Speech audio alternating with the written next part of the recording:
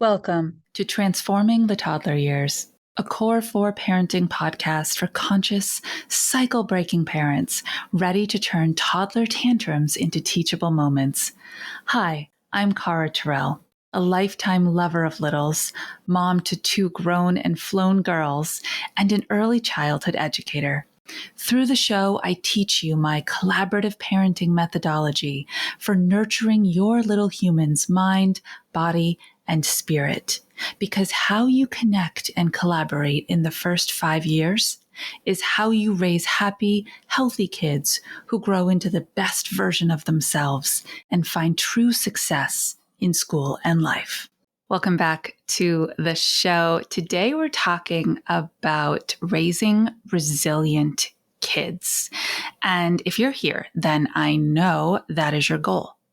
You really want to raise kids who can step into the uncomfortable, who can experience challenge and still feel like and believe that they can try and conquer it and then level up that resiliency. And I want to share with you today a little story about raising resilient kids of my own. This is a really vulnerable story to share, if I'm being honest. And, I trust you, my audience here, my listeners. You are on the cutting edge of a new way of engaging with parenting, and you see the vision for this next generation that we can raise if we allow them to struggle enough to build resilient moments and that growth mindset. Super vulnerable story today. Okay, here we go.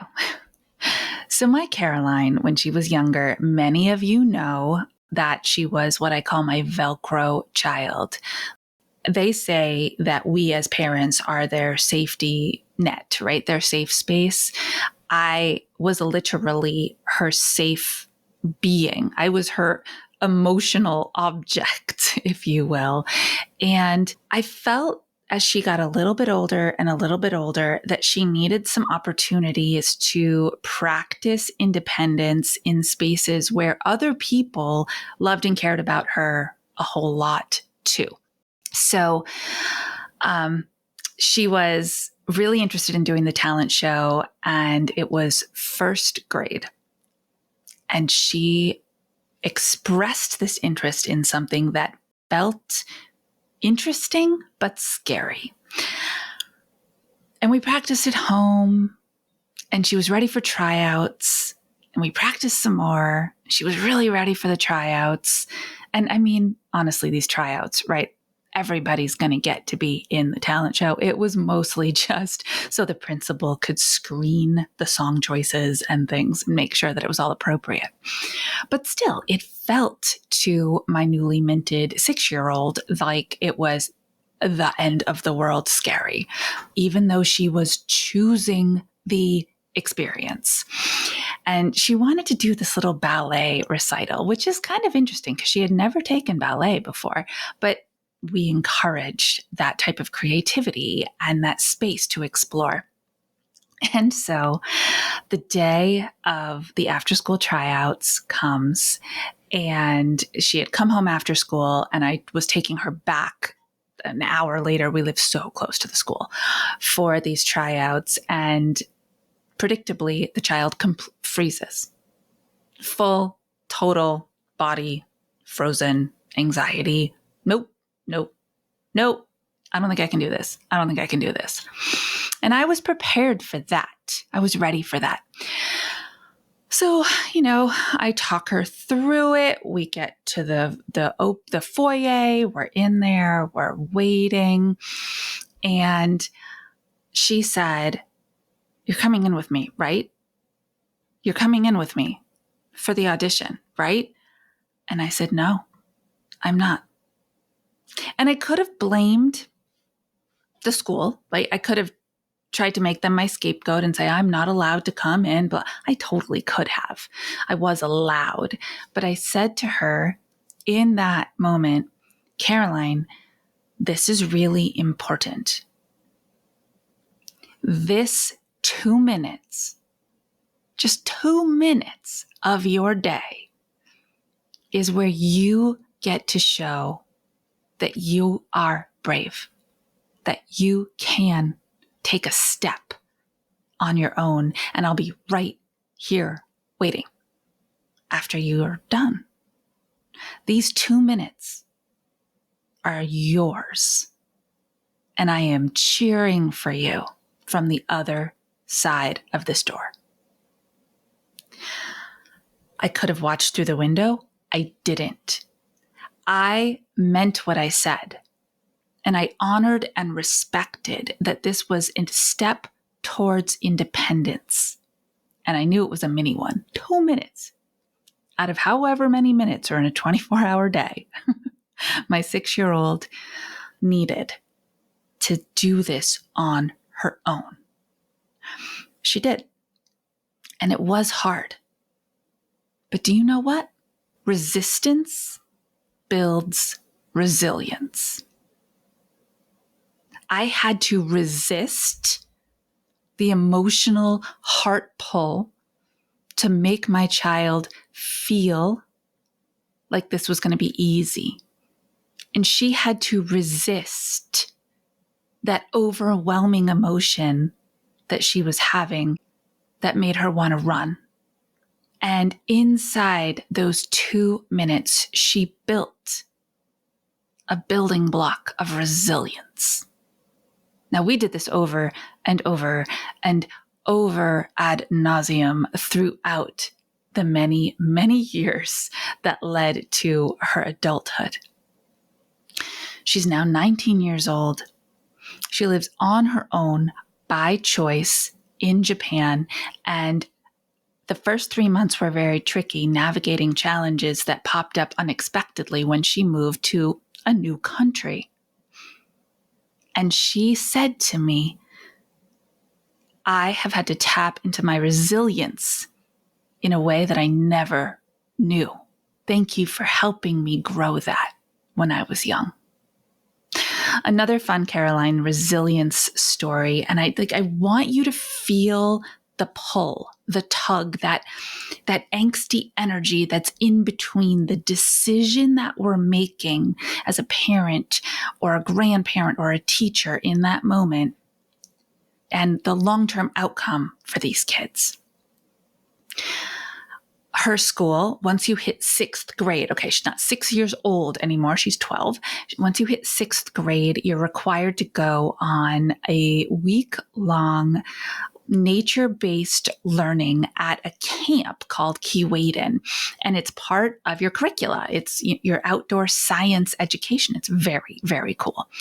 She had never, with the rare experiences of sleeping away from home at family members and like maybe a best friend's house every now and then, she had never slept away from home. Her sister had been to sleepaway camp, but Caroline was like, no, home is where I belong. I'm never leaving. Thank you very much. You have a homebody? You know what I mean. But it was required by the school. So this time I did have a scapegoat. It wasn't me saying you have to go. It was the school saying you have to go. And in those moments leading up to it, what I realized is she truly wouldn't be able to unless we found a safety compromise, an emotional safety compromise. Now, I was her person, right? But Grandma came in a very close second. And Grandma happened to work for the school. And so I said to Grandma, it's really important to me that Caroline practices becoming her resilient self, that she lives inside the resistance of this is terrifying, but I am going to try and I can do it. The only way that's going to happen, I believe, is if you go to camp for the first couple days. If you are her safety human, just being there, I think, will be enough for the first couple days. And then you leave the camp, come back to the school.